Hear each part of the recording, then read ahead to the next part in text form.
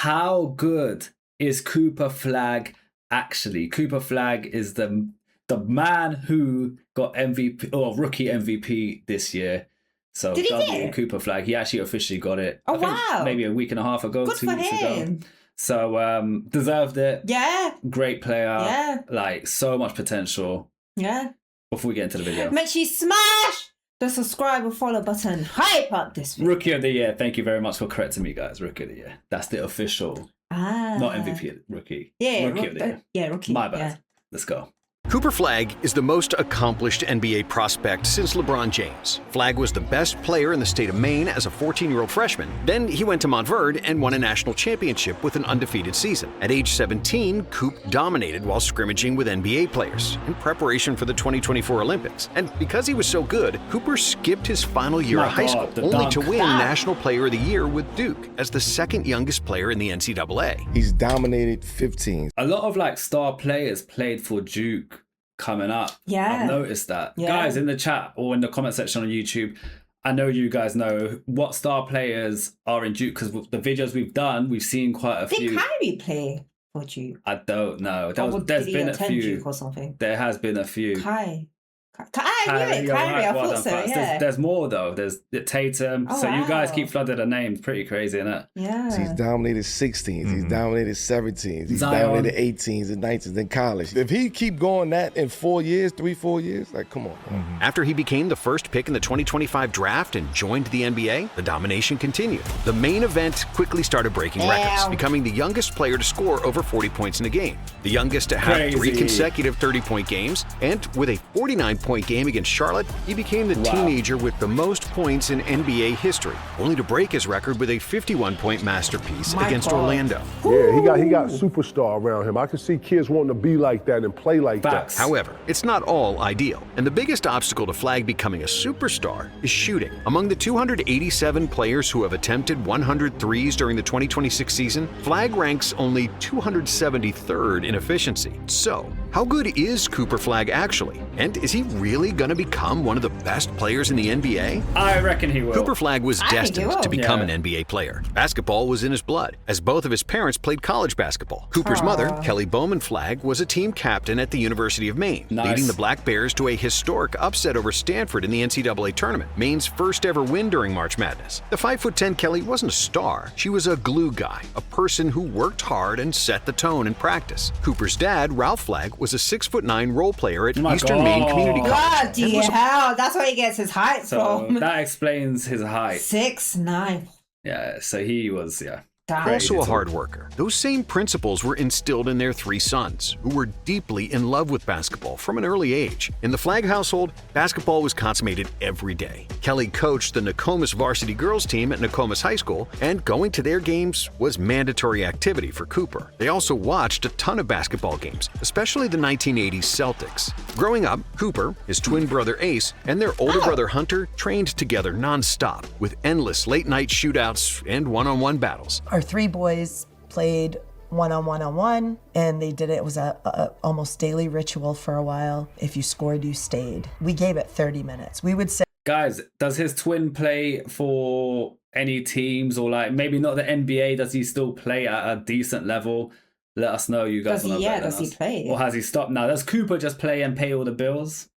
Who knows? sit on the couch in the living room and be watching TV, and about 30 minutes go by, and suddenly we hear the front door open and then slam. They pushed each other to get better, and when he reached the 6th grade, Cooper was already way ahead of the competition. So, in order to improve, Kelly took Cooper and Ace to train with their future mentor, Matt McKenzie, a guy who would change the trajectory of Coop's career. McKenzie was a basketball fanatic, a former wing at Husson University who had become a private trainer. Matt had just opened a gym close to Cooper's hometown of Newport, looking for talented kids ready to work hard. From day one, Cooper and Ace locked in. You could see it, especially with Coop. His intensity was unreal for his age. His attention to detail, his focus, it was like he already understood what this was going to take. Ace and Cooper worked hard. They listened. Then they went home and worked even more. You could tell right away they were applying what we did. Week to week, they'd come back and you could actually see the growth. Most kids don't show that. Most kids need reminders. These two didn't. Coop especially.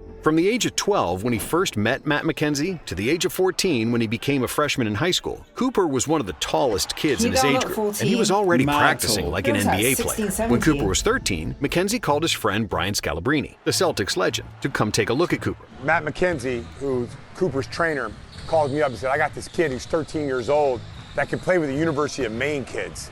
That's and I'm wild. like, there's no way. Imagine hearing that. He must be thinking you're gassing. But I swear there were similar things with LeBron where they were like, we got this guy who's like gonna be the next whatever, and then people wasn't believing it. Imagine if Cooper's the next LeBron. He could be the white LeBron. I'll be real. Honestly, he could be the white chocolate LeBron. He dunks like LeBron. He's tall like LeBron. He just needs to get a bit more built. Like he can. He be will the next though. LeBron. He's young. He will start going. He's so big for his age. Like you would never think he's 19 or whatever he is.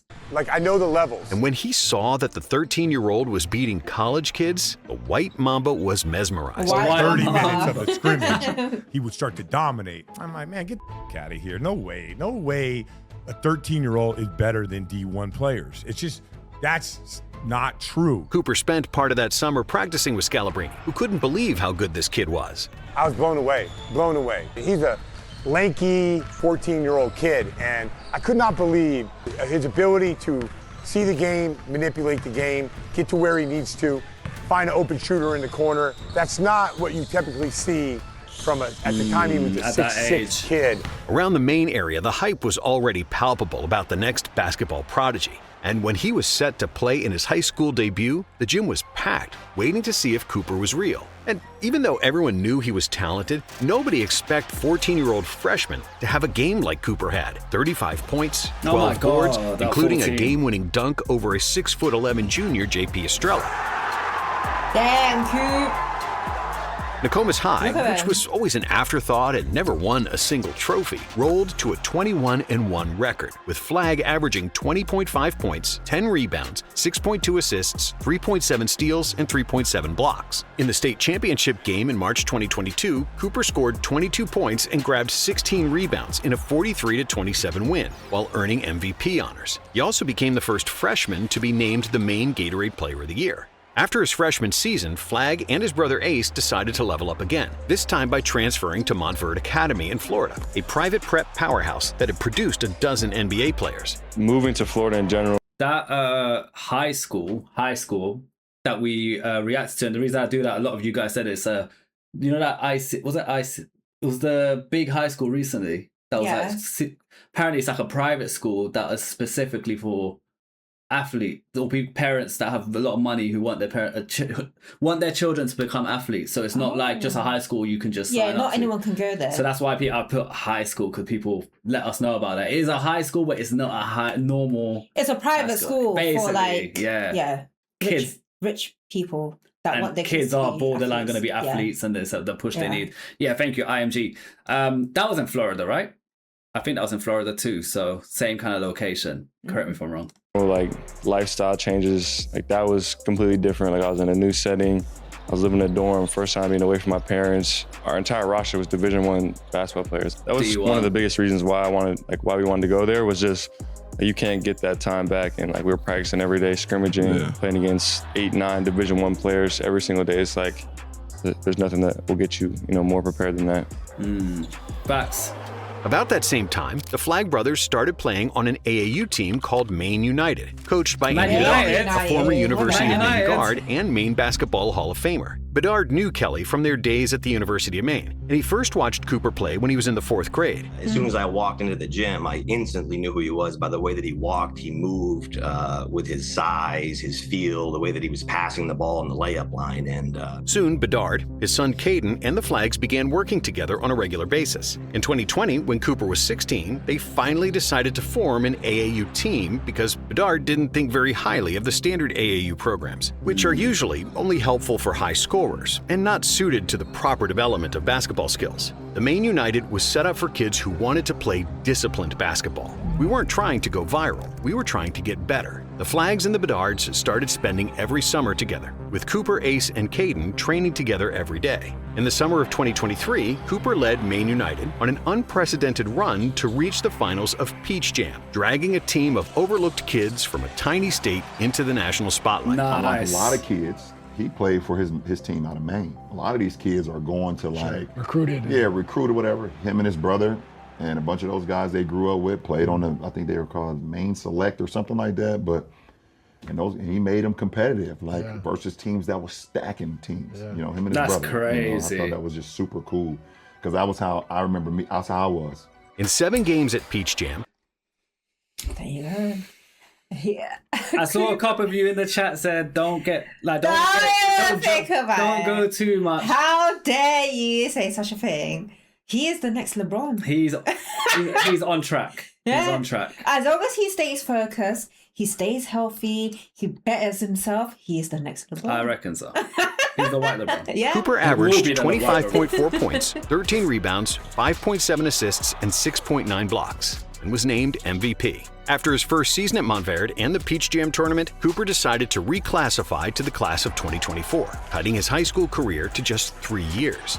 And after a dominant junior season at Montverde, it was obvious that they made the right choice. The main event averaged 16.4 points, 7.5 rebounds, 3.8 assists, and 2.7 blocks per game during his final high school season, while leading the Eagles to a perfect 34-0 record and the program's 8th national title. Flagg was named Gatorade National Player of the Year, Mr. Basketball USA, and the Naismith Prep Player of the Year.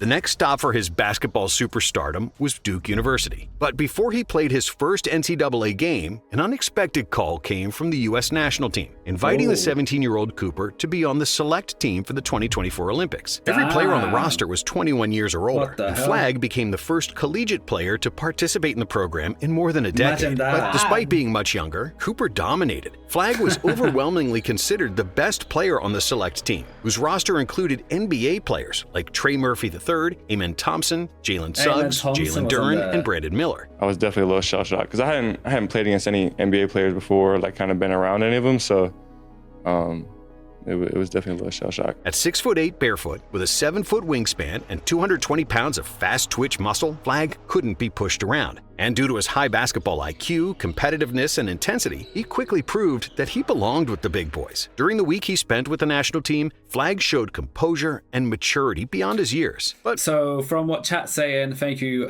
for letting us know about that. So the team they invited him to is kind of like it's not the actual national team. It's a team they put together to train against the national team. It's kind of like boxing, you know, they need a sparring partner. They need to, before their fight, they spar. So it's like a team they got together who's good to play against the national team, just to train with them. So, you know, to get them ready for the Olympics. Still a good opportunity, though. The fact that you're even called up for that. Yeah, shows that they think he's really good. Is crazy. Yeah. On the last day of scrimmages, he made several plays that had everybody's jaw drop to the floor. The very first possession I checked in, I matched up against LeBron. Yeah. And I was definitely a little like, damn. When Drew Holiday, one of the best defensive guards in NBA history, was picking up Flagg full court, Cooper brought the ball up with the poise of a 10-year vet and got the ball across half court. A high screen came, and Anthony Davis switched onto him, another all-world defender. But AD gave him a bit of space. Flagg saw it, and without any fear, sank a cold-blooded three-pointer in AD's face. But he wasn't done there. After a sloppy Tyrese Halliburton turnover on the other end, Flagg threw a perfect look-ahead pass for a wide-open three-pointer. When the shot missed, what did Flagg do? He raced through traffic at full speed, grabbed the rebound against Bam Adebayo, and converted an acrobatic putback. Nobody expected Flagg to be this good, since the kid was supposed to be a high school junior. Throughout NBA history, only LeBron and Kareem were this good at the age of 17. And if he could have been drafted, Flagg would have probably been the first overall pick in 2024. The only player I had ever seen who was ready for the NBA right out of high school has been LeBron James. Until now. When he joined Duke, They said it. Guys, the amount of times we said things and then people are like, oh, don't get carried away now. Yeah, don't get carried away. And it ended up being true. I feel about NBA. So much. So many times. And this is just one of those moments once again. Remember, if he ever becomes like in like 20 years time or whatever. Maybe not 20, but yeah, well. 10 years time? Let's say 10 to 15. Yeah, 10, 15 years time. If he's like LeBron, we're going to edit Make a video. I say back in 2026. We said that's this. what Yass said, all right? Later that summer, Coop was the most hyped player in college basketball, despite being the second youngest in the entire NCAA. But just like he did all his life, Flagg didn't mind competing with older players. In the 11 games he played before his 18th birthday, Cooper averaged 16 points, 9 rebounds, and nearly 4 assists per game, while playing tremendous defense. But there was only one flaw in his game, and that was shooting. Flagg connected on just 42% of his field goal attempts and only made 24% from 3. And yet, as the season progressed, Coop erased the doubts in his shooting. In the 26 games he played after his 18th birthday, Flagg made 45% of the 94 three-pointers he attempted and converted 87% of his free throws. By the end of the season, Duke owned the top-rated offense in the country, and Flagg led the team in both points and assists, averaging 19.2 points, 4.2 assists, 7.5 rebounds, and 1.4 blocks and steals. His shooting percentages rose to 48% from the field and 39% from deep, one of the most remarkable midseason turnarounds ever. Flagg led the Blue Devils to the ACC regular season title with a 19-1 record, and Duke entered March Madness as the #1 seed in the East. And while some high-level prospects shrink in the biggest games, Cooper proved that he was the real deal. The main event averaged 21 points, 7.6 rebounds, 5 assists, and 2 blocks, while making 50% of his three-pointers, all of which were higher numbers than his regular season average. Unfortunately for the Blue Devils, they were stopped in the Final Four, losing 70-67 to Houston, a game in which Cooper had 27 points, 7 rebounds, and 3 blocks. Following the season, Flagg was named Collegiate Player of the Year. He was a consensus first-team All-American and won the ACC Player of the Year and ACC Rookie of the Year, joining Zion Williamson, Marvin Bagley III, and Jahlil Okafor as the only players in conference history to win both awards in the same season. Coop then declared for the 2025 NBA Draft, and if he were only 11 days younger, he wouldn't have been eligible to be selected, as he wouldn't have turned 19 during the calendar year of the draft. There was no doubt that Cooper was going to be the first overall pick. The only question was, which team was going to win the draft lottery to get him? And despite having only a 1.7% chance to select first, the Dallas Mavericks won the lottery, in just the 4th instance in which a team won the rights to the #1 pick, despite having less than a 2% chance of landing. Guys, what do you think? Mavericks winning that lottery was, do you think Cooper was happy about that? What's your opinion? And I know you guys are saying rigged. Yeah, apparently he was just saying in the video the percentage of them winning was, 2% or some shit. Let's hear it back. 4th instance in which a team won the rights to the #1 pick, despite having less than a 2% chance of landing it. Less than 2% chance to win that lottery, and they won it. The Mavericks, that's crazy. With the first pick in the 2025 NBA Draft, the Dallas Mavericks select Cooper Flagg from Duke University. Many people thought it was a conspiracy that the Mavs won the lottery after the insane trade of Luka Doncic several months earlier. But even though many fans were still mourning the loss of Luka, Cooper quickly showed the fan base that there was a new sheriff in Dallas. Flagg made his NBA debut against Victor Wembanyama and the Spurs, becoming the second youngest player to start an NBA game. Coop didn't score until the first possession of the second half, finishing with 10 points and 10 rebounds. Due to the absence of Kyrie Irving, Coach Jason Kidd decided to put Flagg at point guard, an experiment that didn't really work. Cooper was asked to do too much on a poorly constructed roster. That's when we saw him, when we watched it, and he didn't stand out. Yeah. And a lot of you in the YouTube comments did say they were playing him PG, where that's not even his position. Then he started shining as soon as they made the change. A team that lacked playmaking and spacing. Flagg struggled during the first couple of weeks of the season. But when kids finally started putting traditional point guards like Ryan Nebhard and D'Angelo Russell and Brandon Williams to set up the offense, Cooper blossomed. In his first 7 games, he started at point guard and averaged 13.7 points, 6.3 rebounds, and 2.9 assists, shooting 38%. After being moved to play forward, over the next 15 games, Flagg averaged 20 points, 6.9 rebounds, and 3.7 assists on 51% shooting. And he quickly started to break NBA records. I just learned a ton about the game. I'd never been in a situation like that, to be handling the ball, bringing it up every single time, and I learned how tiring it can be, and I gained a lot of respect for point guards, because those first couple games are probably the most tired I've ever been on a basketball court. Really? Yeah, just getting picked up 94 feet, getting turned side to side, trying to handle the pressure and get everybody organized at the same time, it was exhausting. So I learned a lot about, the game and what it takes to run a team, and Coach Kidd, was one of the best at doing that, and, I've learned a lot from him, throughout this year. Scotty Barnes misses, he's back in the game, Mavericks running, good ball! Big dog, I love his dunks. crazy. On November 10th, Flagg tied LeBron James as the youngest player to score at least 25 points in an NBA game at 18 years and 324 days. When he posted 26 points against the now this one to run. Transition, yes sir, it's a long two. On November 28th, Flagg became the youngest player to record 10 assists in an NBA game, surpassing James again. And the next night, Cooper scored a career-high 35 points in a 114-110 win over the Clippers, becoming the youngest player to do so. He also joined LeBron James as the only player to score 30-plus points in a game before turning 19. On December 15th, Flagg put up 42 points in a 140-133 overtime loss to the Utah Jazz. He became the youngest player in NBA history to score at least 40 points in a game, surpassing LeBron, who scored 41 in 2004. Did you know Cooper Flagg dropped 40 the other day? 42 to be exact. Youngest to do it. I think he had a 50-point game as well recently. recently. He averaging what, 21 and something? 21, 6, and 5. 21, 6, and 5. Yeah, that's what I said. He figured it out. He getting his rhythm. Just 2 days after his 19th birthday, on December 23rd, the main event had 33 points, 9 rebounds, and 9 assists in a victory against the Nuggets. And he was the best player on the floor while playing against Nikola Jokic. Imagine being the best player. Cooper's jumper was falling, nobody could stop his drives, and he was running the whole offense.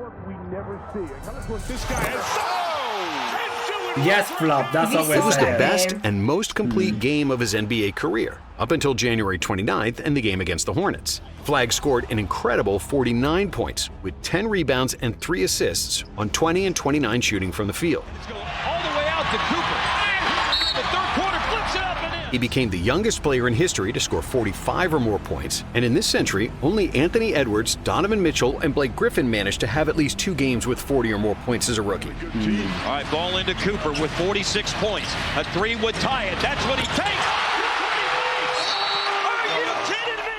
In the following games, Cooper scored 34 against Houston, 36 against Boston, and 32 versus the Spurs, becoming the first teenager to put up 3 consecutive 30-point games in NBA history. Unfortunately for him and the Mavs fans, Flagg injured his foot before the All-Star break, and after he returned, it took him some time to reacclimate, especially on the shooting end. But towards the end of the season, Flagg went on another scoring tear.